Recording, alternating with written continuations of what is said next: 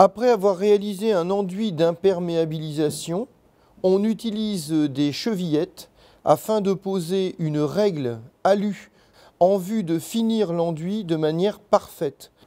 On utilise de 3,5 à 4,5 litres d'eau propre par sac de 25 kg d'enduit, tout simplement parce qu'il peut y avoir des différences climatiques entre une pose l'hiver et l'été. D'abord, on verse l'eau préalablement dans une grande poubelle ou dans une bétonnière, si on malaxe à la bétonnière, et on ajoute le produit en 2 fois, toujours 25 kg pour 3,5 à 4,5 litres d'eau.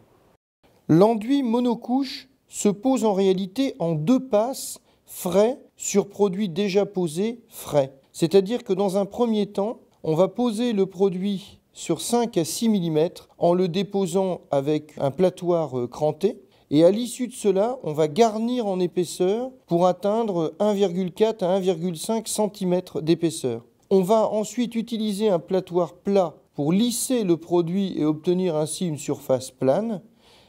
On utilise le rouleau de treillis de verre en maille 10 mm sur 10 mm pour les enduits de façade hydraulique de type enduit monocouche PRB.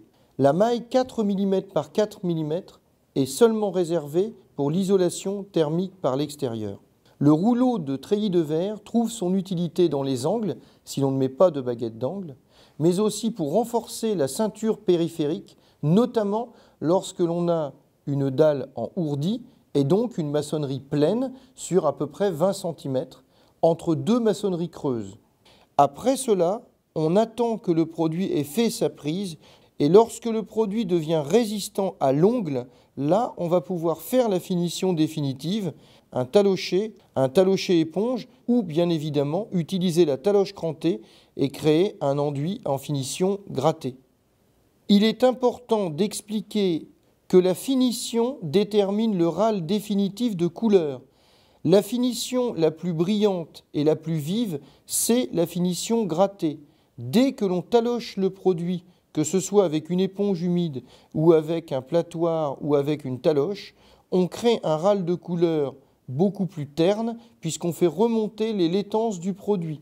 Attention donc à bien demander le type de finition pour un enduit de façade, notamment sur les teintes foncées ou teintes spéciales, où évidemment les différences de couleur se feront plus sentir.